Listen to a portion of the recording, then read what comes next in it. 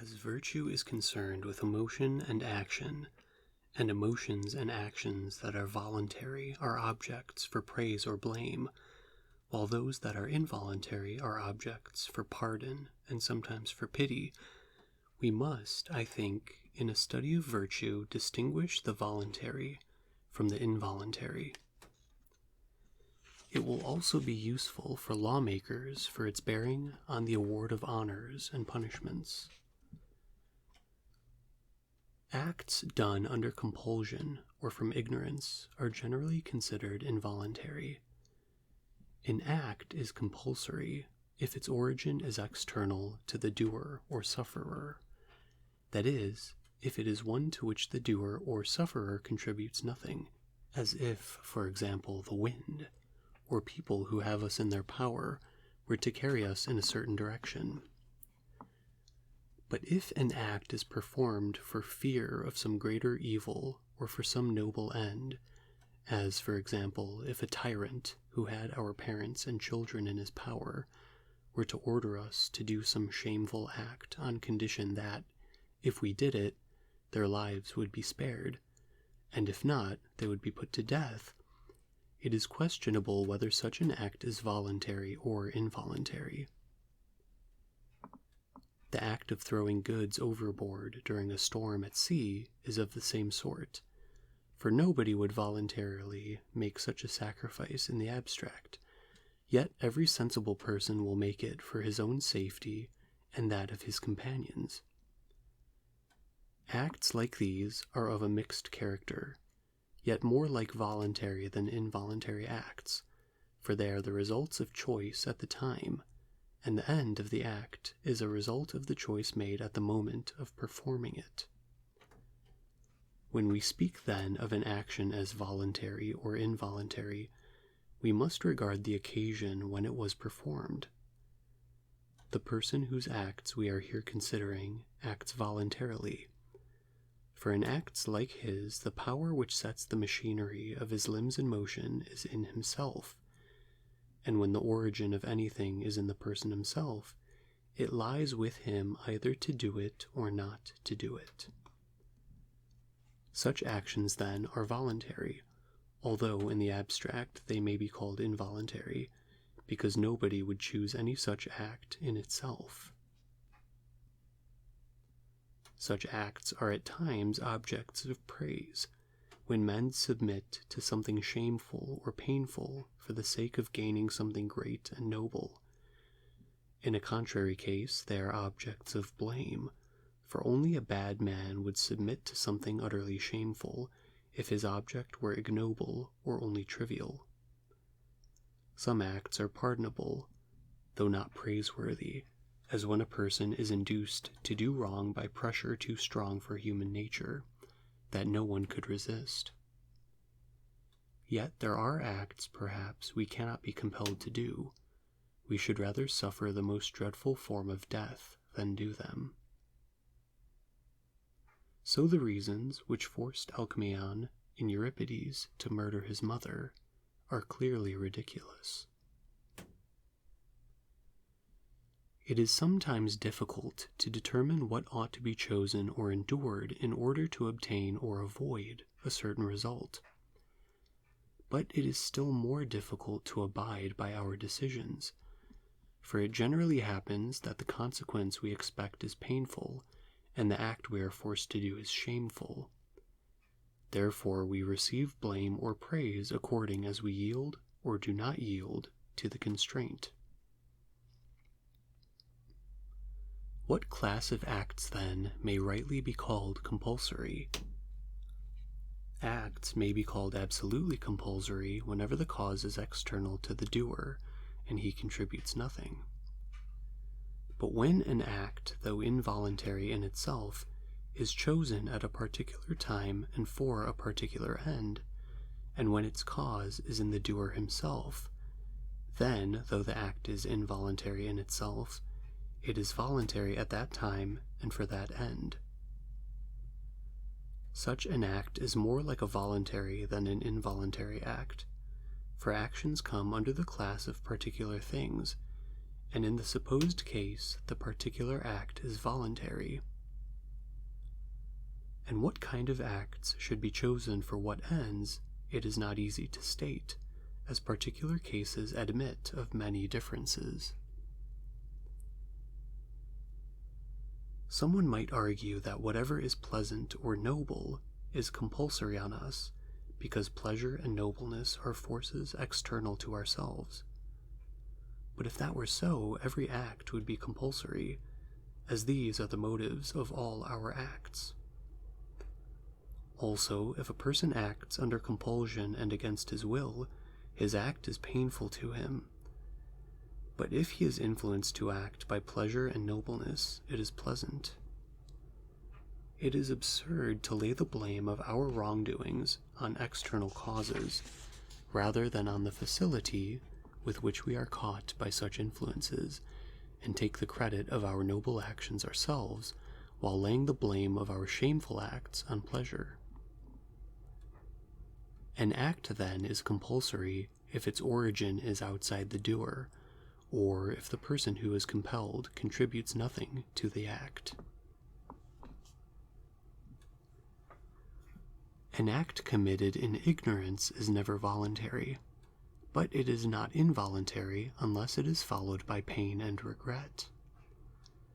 For a person who does something, whatever it may be, from ignorance, and yet feels no distress at his act, has not, it is true, acted voluntarily, since he did not know what he was doing.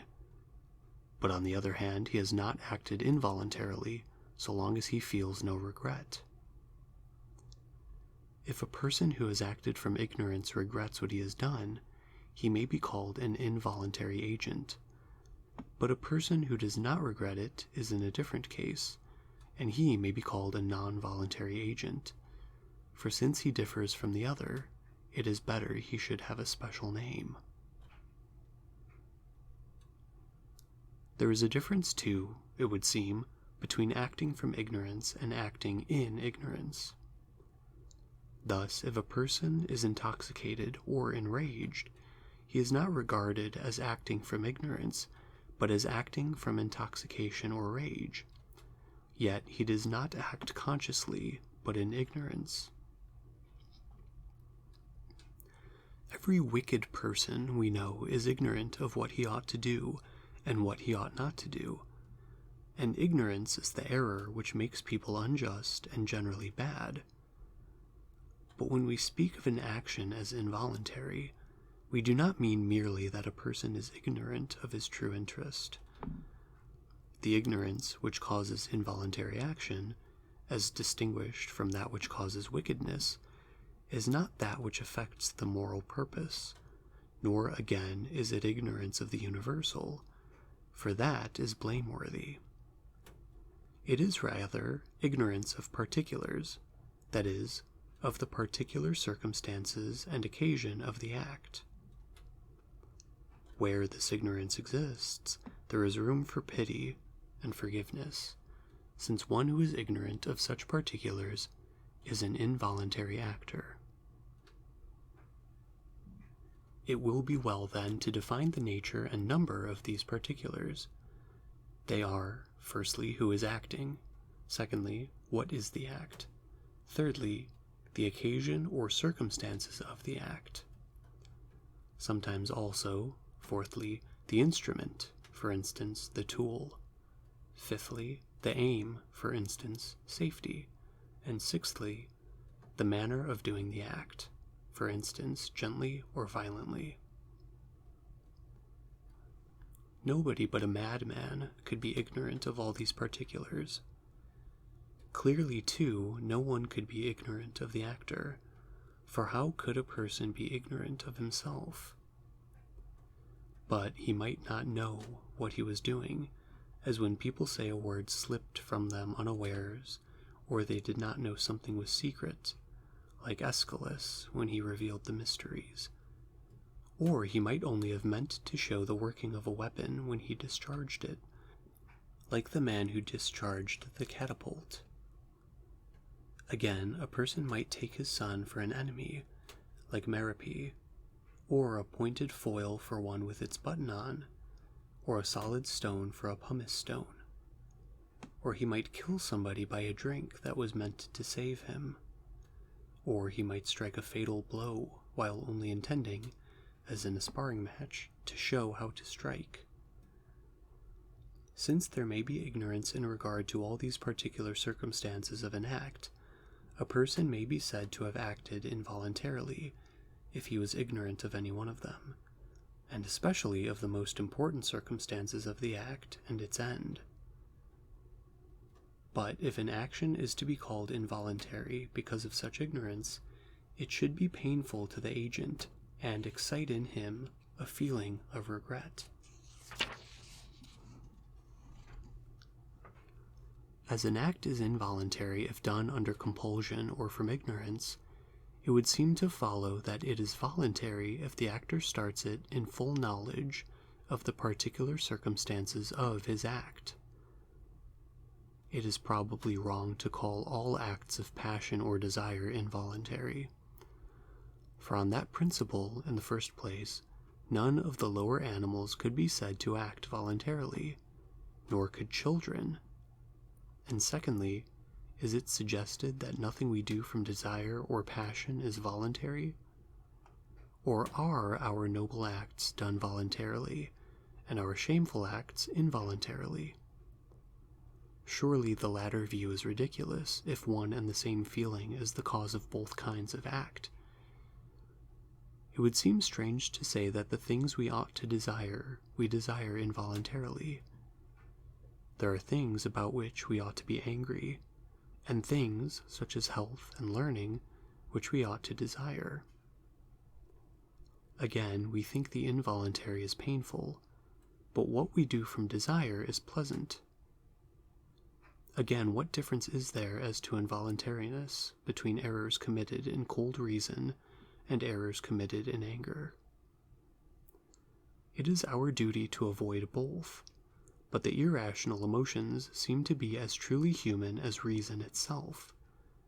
So the acts that spring from passion and desire are no less the acts of the man than his rational acts. It is absurd, therefore, to regard them as involuntary.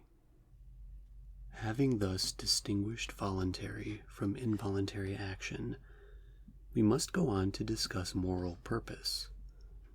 For moral purpose is evidently most closely related to virtue, and is a better test of character than acts are. Moral purpose is clearly something voluntary. Still, moral purpose and the will are not identical. The will is the broader term. For children and the lower animals have a share in will. They do not share in moral purpose. Also, we speak of acts done on the spur of the moment as voluntary, but not as done with a moral purpose. Those, then, who define moral purpose as desire, or passion, or wish, or opinion of some sort, are mistaken. For moral purpose is not like desire and passion, common both to irrational creatures and to man. Again, an intemperate person acts from desire, but not from moral purpose. On the other hand, a temperate person acts from moral purpose, but not from desire. Desire, too, is opposed to moral purpose, but desire is not opposed to desire. Desire, too, though not moral purpose, is directed toward pleasures and pains. Still less can moral purpose be the same as passion, for no acts seem so little directed by moral purpose as those which spring from angry passion. Nor, again, is moral purpose the same as wishing, although it seems neatly allied to it. For moral purpose does not apply to impossibilities. Anyone who said he had a purpose of achieving the impossible would be thought a fool. But there is such a thing as wishing for the impossible, as, for example, for immortality. Again, we may wish for things which could not possibly be won by our own efforts, as for the victory of a certain actor or athlete. But we cannot purpose such things. We only purpose what we think we can bring to pass by our own act. Again, a wish is directed rather to an end, but a moral purpose to the means. Thus we wish to be healthy, but we purpose or choose the means of keeping our health. Or again, we wish to be happy and say so, but we cannot appropriately say that we propose or choose to be happy. For in general, our moral purpose seems limited to things that lie within our own power. Nor, once more, can moral purpose be opinion, for the sphere of opinion is everywhere. We have opinions on things which are eternal or impossible, as much as on things within our own power. Opinion, too, unlike moral purpose, is distinguished as true or false, not as good or evil. Nobody, perhaps, maintains that moral purpose is identical with opinion generally, but neither is it identical with opinion of any particular kind. For according as we purpose or choose what is good or evil, and not according as we hold particular opinions, are we men of a certain character. Again, we choose to accept or avoid something and so on, but we have opinions as to what a thing is, or for whom or how it is beneficial. We have no opinion not to accept or avoid a thing. Again, moral purpose is praised more for being directed to a proper end than for being correct. Opinion is praised for being true. Again, we purpose or choose what we best know to be good, but we form an opinion of things of which we have little knowledge. Again, it is not the people who make the best moral choice who form the best opinions. Some, who form a better opinion than others, are prevented by vice from making the right choice. Opinion may precede moral purpose or follow it, but that is not the point. The question we are considering is simply this: whether moral purpose is identical with opinion of some kind. What then is the nature and character of moral purpose, since it is none of the things we have mentioned? It is clearly voluntary, but there are things which are voluntary and yet not purposed. Is it then the result of previous deliberation? For moral purpose implies reason and thought. The very name seems to indicate something chosen deliberately in preference to other things. The question is, do we deliberate about everything? Is everything a matter for deliberation, or are there some things that are not subjects for deliberation? Presumably, we understand by a matter for deliberation not that about which a fool or a madman would deliberate, but about which a sensible person would.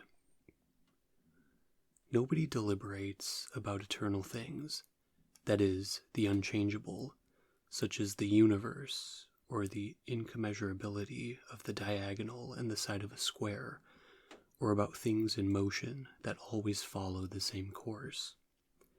Whether of necessity or by nature, or for some other cause, as the solstices and the risings of the sun, or about things which are wholly irregular, like droughts and showers, or about chance happenings, such as the finding of a treasure. Nor, again, are all human affairs matters of deliberation.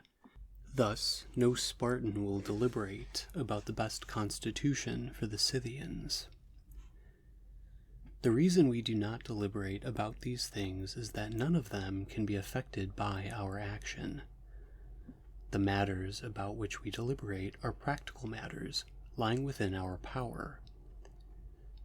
There is, in fact, no other class of matters left, for the causes of things are evidently nature, necessity, chance, and besides these, only intelligence and human agency in its various forms. Now, different classes of people do deliberate about things that depend on their own efforts. The sciences, which are exact and complete in themselves, do not admit of deliberation, as for example, writing, for we are in no doubt as to the proper way of writing. But a thing that depends on our own effort and is not invariable is a matter of deliberation, such as problems of medicine or finance. Navigation is more so than gymnastic, for it is less thoroughly systematized, and similarly all other arts. The arts are more matters of deliberation than the sciences, since we are in more doubt about them.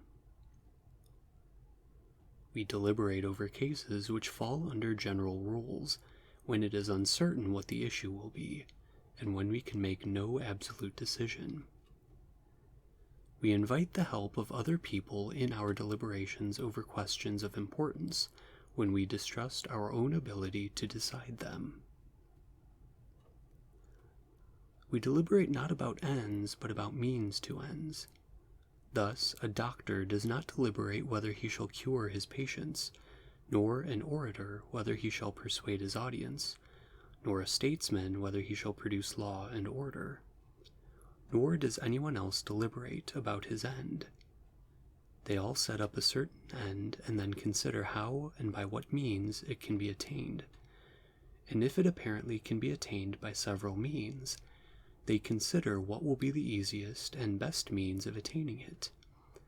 And if there is but one means of attaining it, how to attain it by this means, and by what means the means can be attained, until they come to the first cause, which in the order of discovery is last. For deliberation, it seems, as we have described it, is a process of investigation and analysis. It is like the analysis of a geometrical figure. Not all investigation, however, is deliberation. Mathematical investigation is not. But deliberation is always investigation, and that which comes last in the order of analysis is first to the order of action. If in a deliberation we come on an impossibility, we abandon our task, as for instance, if we need money and cannot get it. But if the thing appears possible, we set about doing it. By possibilities, I mean things that may be brought about by our own efforts. For what is done by our friends, we may call done by ourselves, since the origin of it lies in ourselves. Sometimes the question is what tools are necessary, and at other times how to use them. Similarly, in all cases, it is sometimes the means of doing a thing, and at other times the method or the agency that is the question. If the object of our moral purpose is that which, being in our power, is after deliberation the object of our desire, it follows that moral purpose is a deliberate desire for something in our power. For first we deliberate on a thing, and, after reaching a decision on it, we desire it in accordance with our deliberation. Let us now leave this sketch of the moral purpose. We have shown what are the matters with which it deals, and that it is directed to means rather than to ends. We have said that wishing is directed to an end. There are people who hold that the end is a good, and others that it is what seems to be good.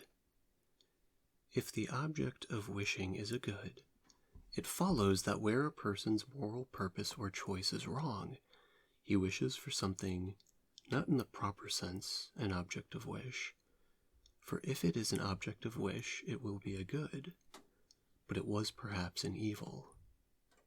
If, on the other hand, the object of wishing is what seems to be good, it follows that there is no such thing as a natural object of wish, but in every man's case, it is that which seems good to him. Now different, and it may be opposite things, seem good to different people. If these are unsatisfactory conclusions, it will perhaps be best to say that in an absolute or true sense, it is the good which is the object of wishing, but that for each individual it is what seems to him good. Hence the true good is good to the virtuous man, and something, we cannot tell what, is good to the bad man. The case is much the same with the body. When people are in good health, the truly wholesome things are wholesome to them. But when they are sick, other things are. The same with things that are bitter, sweet, hot, heavy, and so on. A good man is the right judge in every case, and that which is true appears true to him. For every moral state has its own idea of honor and pleasure, nor is there perhaps any mark so distinctive of the good man as his power of seeing the truth in all cases, because he is, as it were, himself the standard and measure of things. Pleasure seems to be what most frequently deceives people, for pleasure seems to be a good when it is not. As a result, we choose what is pleasant as if it were good, and avoid pain as if it were evil. The end, then, is the object of wishing, and the means to the end, the objects of deliberation and a moral purpose. It follows that action concerned with the means will be guided by moral purpose and voluntary. Now, the exercise of virtue has to do with means. Virtue and vice are both alike in our own power, for where it is in our power to act, it is also in our power not to act, and where it is in our power not to act, it is also in our power to act.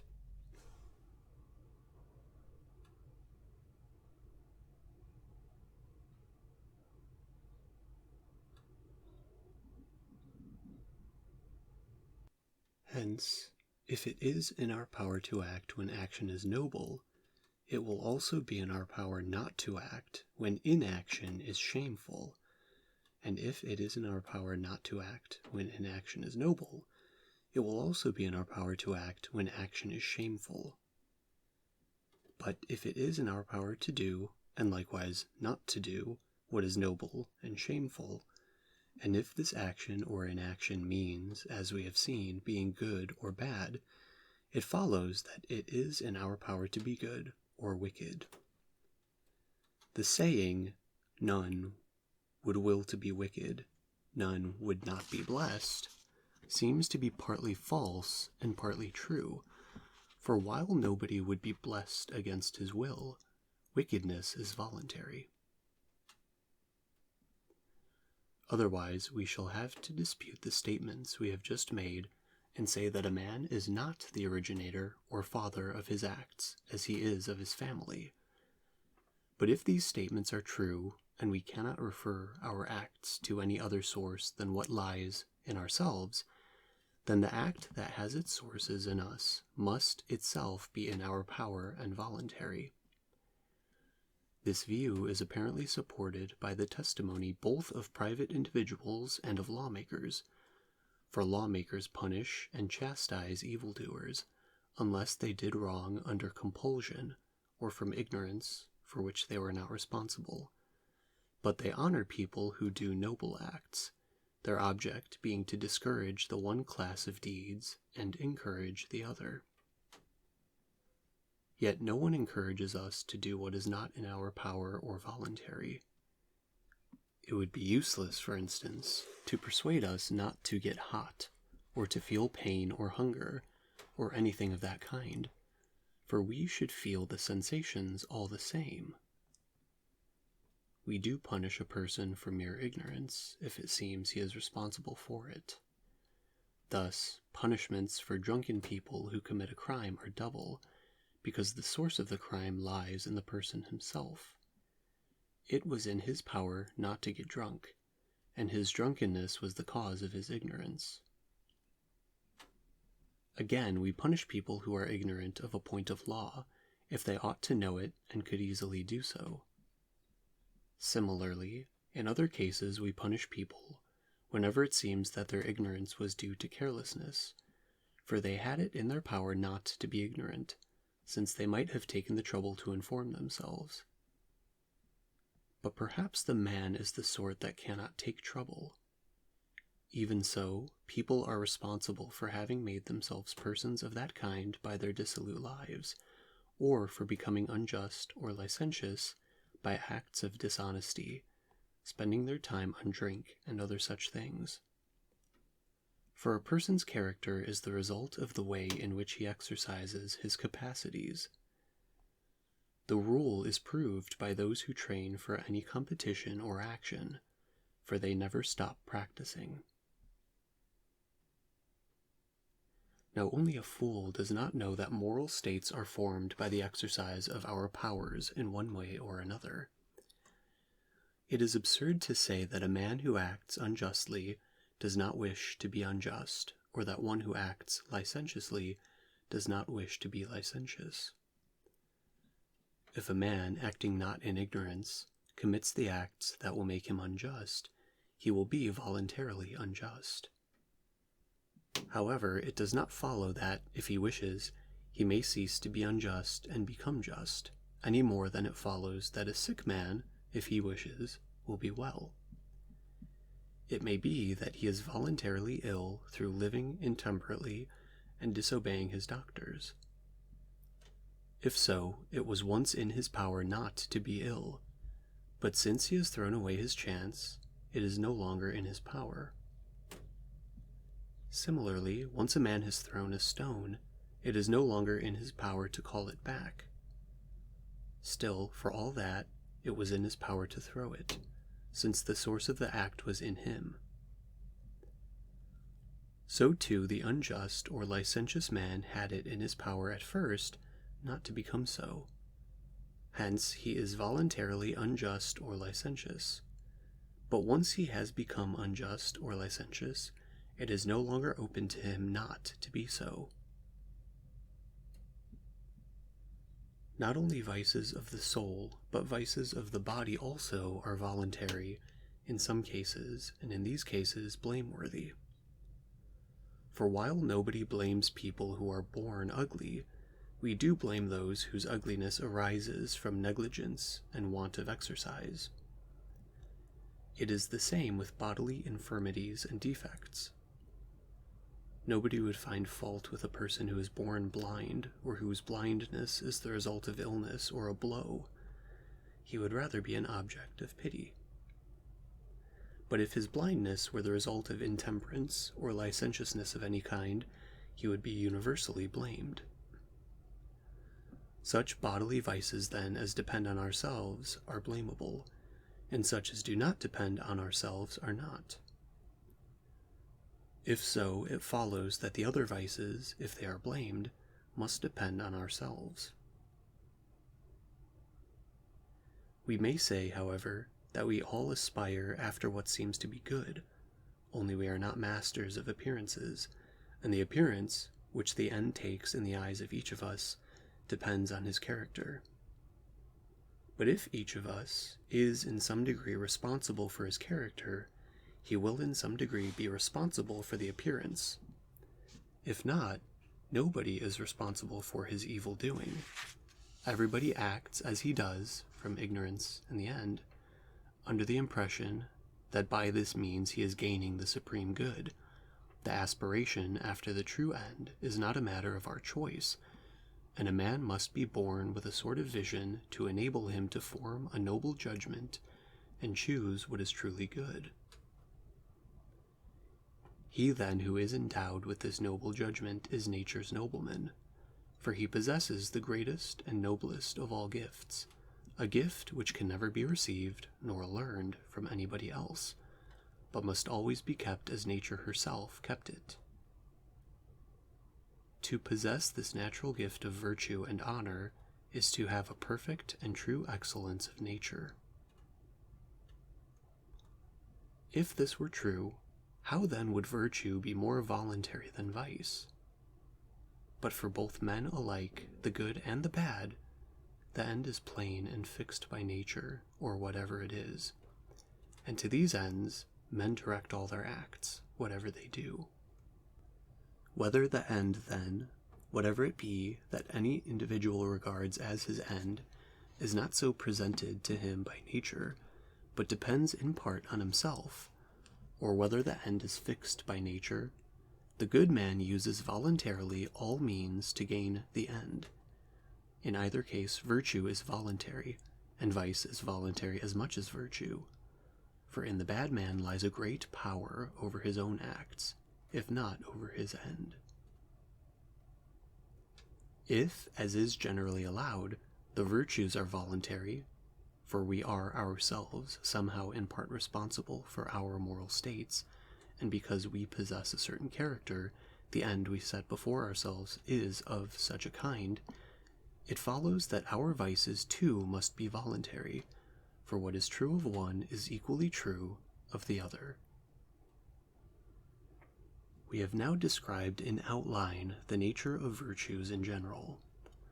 We have shown that they are the means between two vices, and their moral states.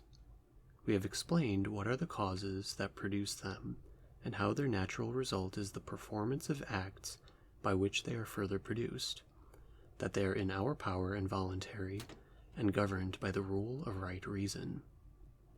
But acts and states of character are not voluntary in the same sense, for we are masters of our acts from beginning to end, if we know the facts in the case. But we are masters of only the beginning of our characters. We do not perceive the particular steps of their progress, as we do not perceive the particular steps in a disease. Yet because it was in our power to act in this way or that, our characters are voluntary. Let us now consider the various virtues and discuss their nature, the matters with which they deal, and the way they deal with them. In so doing, we shall ascertain their number. We will begin with courage. We have already stated that courage is a mean state between sentiments of fear and confidence. It is clear, too, that the things we fear are frightful, and frightful things may be broadly described as evil. Hence, fear is sometimes described as an anticipation of evil. Now, although we fear everything evil, such as disgrace, poverty, disease, friendlessness, death, they do not all give scope for a display of courage. Some things it is right and noble to fear, and a shame not to fear. Disgrace, for example. For to fear disgrace is to be virtuous and modest, and not to fear it is to be shameless. A shameless person is sometimes called brave by a twist of speech, because he looks something like a brave man. For a brave man, too, is fearless. It is perhaps wrong to fear poverty or sickness or anything else that is not the result of vice or one's own fault. Still, to be fearless of these things is not necessarily courage, though we speak of one who is fearless of them as brave by analogy. For some men who are cowardly in perils of battle are yet liberal and confident when losing money. Nor is a man a coward if he fears insults to his children or his wife, or envy or any such thing. Nor is he brave if he swaggers before a flogging. What then is the nature of the fearful things before which a courageous man is brave? Certainly the worst kind of fearful things, for nobody is better able to face dangers than he. Now, nothing is so frightful as death, for death is the end, and when a man is dead, it seems that he is beyond the reach of good or evil. But on all occasions does a man prove his courage even by facing death, whether facing death at sea or from disease. On what occasions, then? Surely the noblest, that is, occasions such as occur in battle, for that is the greatest and noblest peril. For this reason special honors are paid, alike in free states and in monarchies, to citizens who die on the field of battle. Strictly speaking, then, We may call a man brave if he is fearless in face of a noble death, and in all such sudden emergencies as bring death near, especially therefore in face of the risks of war. Still, the brave man is fearless in disease, and at sea too, though not in the same way as seamen. For a landsman loses hope of safety and detests the prospect of a watery grave, while the experience of the seamen keeps them more sanguine. People display their courage better on occasions when they can show prowess, or when death is glorious. But in death at sea, or from disease, there is scant room for courage or glory. People are not all terrified by the same things. Some things, indeed, we feel are beyond the power of human endurance, and such things, therefore, are terrible to every intelligent person. But terrors that are not beyond the power of endurance vary in magnitude and degree. The same is true of things that inspire confidence. The brave man is unshakable as far as a man may be. Hence, though he will fear terrifying things, he will face them in the right way and in a rational spirit for honor's sake, since this is the end of his virtue. But it is possible to fear these things too much or too little, and also to fear things that are not frightful as if they were. A fault is committed when the fear itself is wrong, or is wrong in manner of expression, or in time, or the like. The same with things which inspire confidence. Thus, he who faces and fears the right things, for the right motive, in the right way, and at the right time, and whose confidence is similarly right, is a brave man. For the brave man in his emotions and his actions has a sense of fitness and obeys the law of reason. Now the end of every man's activity is determined by his particular character. To the brave man, courage is noble. Therefore the end or object of his courage is also noble, and the nature of everything is determined by its end. For a noble end, then, the brave man faces, and does all that his courage demands. As for a man who goes to excess, there is no name for one whose fearlessness is excessive. It is one of the many states which, as we have already remarked, have no names. But he would be an insane or insensible creature who feared nothing at all, not even an earthquake or a storm at sea, as the Celts are said to do. A man excessively rash in facing frightful things is called foolhardy. The foolhardy person, however, may be thought an impostor, a boaster of courage that he does not possess. He wishes to seem to face frightful things in the spirit in which the brave man really does face them. Therefore he imitates him as far as he safely can. So most foolhardy people are cowards at heart, for although they show a foolhardy spirit where they safely can, they refuse to face real terrors. One whose fear is excessive is a coward, for he fears the wrong things and fears them in the wrong way, and so on. He is lacking too in confidence, but he reveals himself more by his excess of fear in the presence of pain. The coward is a despondent sort of person, for he is afraid of everything. The contrary is true of the brave man, for a confident person is naturally sanguine. Thus the coward, the foolhardy person, and the brave man who face the same things assume different attitudes toward them.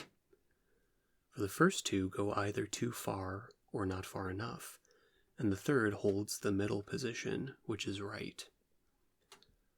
Also, the foolhardy are precipitate and eager before the hour of danger, but fail in its presence, while the brave are keen in the height of action, but quiet before the hour of action arrives. Courage, then, as has been said, is a mean state with regard to things that cause confidence or fear in the circumstances described. It chooses action or endures pain because it is honorable to do so, or because the opposite course is disgraceful. But to die to escape from poverty or love or anything painful is the act not of a courageous person, but of a coward. For it is weakness to fly from troubles. Nor does the suicide face death because it is noble, but because it is a refuge from evil. We shall next consider temperance, for both courage and temperance, it seems, are virtues of the irrational parts of human nature. We have said already that temperance is a mean state with regard to pleasures, for it is not in the same degree or manner concerned with pains. Pleasure is also the sphere in which licentiousness or intemperance displays itself. Let us therefore define now the character of these pleasures. We will accept the distinction commonly made between bodily and spiritual or intellectual pleasures, such as love of honor and love of learning. For he who loves either honor or learning finds pleasure in the object of his love, though his body is not affected, but only his mind. However, people addicted to pleasures of this kind are not called either temperate or licentious. It is the same with all other pleasures that are not bodily. Thus, people who are fond of talking and telling stories and spend their days on trifles we call gossips, but we do not call them licentious, nor do we call people licentious who are pained at the loss of money or of friends. Temperance, then, is an attitude toward bodily pleasures only, and not toward all even of these. For people who delight in pleasures of sight, in colors, forms, and painting are not called either temperate or licentious. Yet it would seem possible to take either a right or an excessive or an insufficient pleasure in these things as well as in others. It is the same with pleasures of the ear. Nobody speaks of people who take excessive delight in music or acting as licentious, or of people who take a proper delight as temperate. Nor again do we call people who enjoy the pleasures of smell licentious or temperate, except incidentally. We do not call them licentious if they are charmed by the fragrance of apples, or roses, or incense, but are more apt to do so if they gloat over the odors of ointments and sauces. For these are things a licentious person enjoys, because they remind him of the objects of his appetite.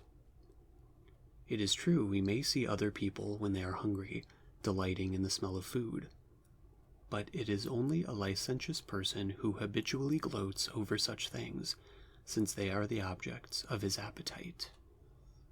The lower animals do not, in general, take pleasure in these senses, except incidentally. Dogs do not enjoy the scent of hare's flesh, but only the eating of it, though the scent tells them the hares are nearby. Again, a lion takes no delight in hearing an ox's lowing, but in eating the ox.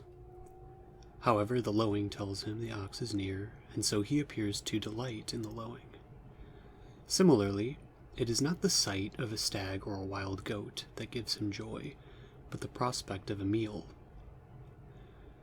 Temperance and licentiousness, however, have to do with the kinds of pleasures that the lower animals generally are capable of, which therefore appear slavish and brutish. They are the pleasures of touch and taste. But taste comes little, if at all, into question, for taste is a judgment of flavor, as when men taste wines or seasoned dishes. But this judgment of flavors gives them no special pleasure, at least not those who are licentious. They want rather the full enjoyment which comes invariably through the sense of touch, both in meat and in drink, and in what are called the pleasures of love.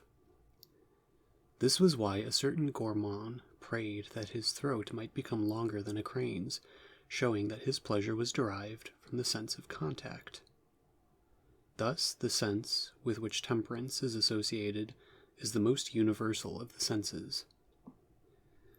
It would seem then right to disapprove of intemperance, since it is a mark not of our human, but of our animal nature. To find delight and supreme satisfaction in such things is beastly. The most liberal and refined of the pleasures of touch, such as the comforts of rubbing and of taking a hot bath in the gymnasium, we do not count, because the sense as the licentious man cultivates it is not a matter of the whole body, but only of certain parts. Of appetites and desires, some are universal and others peculiar to individuals and acquired. The desire for food is natural. Everybody who is without it desires meat or drink, or perhaps both. A young man, too, in the springtime of life, says Homer, desires the love of a woman. But not everybody wants one particular form of gratification or the same things. Hence, such a particular desire is peculiar to ourselves as individuals. Nevertheless, there is something natural in it, for different people enjoy different things, and some things are pleasanter to everyone than others. Now, in their natural desires, few make a mistake, and their mistake is only on one side, that of excess. For to eat or drink anything to the point of surfeit is to exceed the natural limit, since natural desire does not go beyond the satisfaction of our need. Those persons, accordingly, are called gluttons, who go beyond what is right in filling their stomachs. Only those who are exceedingly slavish behave in this way. But with regard to pleasures peculiar to the individual, there are many who go wrong, and go wrong in many ways. For people who are said to be unduly fond of particular things either take pleasure in wrong things, or take more pleasure than most people, or take their pleasure in a wrong way, and the intemperate are guilty of excess in all these forms. For they both find joy in things which are detestable and wrong, and when they are things which it is right to enjoy, they enjoy them more than is right, or than most people do. It is clear, then, that excess in pleasure is licentiousness, and blameworthy. When it comes to pain, however, a person is not, as in the case of courage, called temperate if he bears pain well, and intemperate if he does not. But the intemperate person is so called because he suffers more than he should at not getting his pleasure being the cause of his pain, and the temperate man is so called because he is not pained at the absence of pleasure and his failure to get it. The intemperate man, then, wants all pleasures, or the greatest pleasures, and is led by his desire to choose them above everything else. He is pained, therefore, both when he fails to get them and when he is simply longing for them, for all desire involves pain. Yet it seems paradoxical to say that his pleasure is the cause of his pain. We never find people with no love of pleasure, or whose delight in it is less than it should be. Such insensibility is not human, for even the lower animals distinguish different kinds of food, liking some and disliking others. A being who took no pleasure in anything, nor made any difference between one thing and another, would be something far different from a man. There is no name for such a being, as he does not exist. The temperate man keeps a middle position with regard to pleasure. He does not enjoy the things which the licentious man likes best. He rather dislikes them. Nor does he find any pleasure in wrong things, nor too much in any pleasure. Nor is he pained at the absence of such things, nor has he a craving for them, except perhaps in moderation, not more than is right, and not at the wrong time, and so on. But in a moderate and right spirit he will want all things that are pleasant, and that at the same time make for health and a sound bodily condition, and whatever other pleasures are not prejudicial to these ends, or opposed to what is noble, or costly beyond his means. For unless a person limits himself in this way, he indulges in pleasures more than he should, whereas a temperate man follows the guidance of right reason.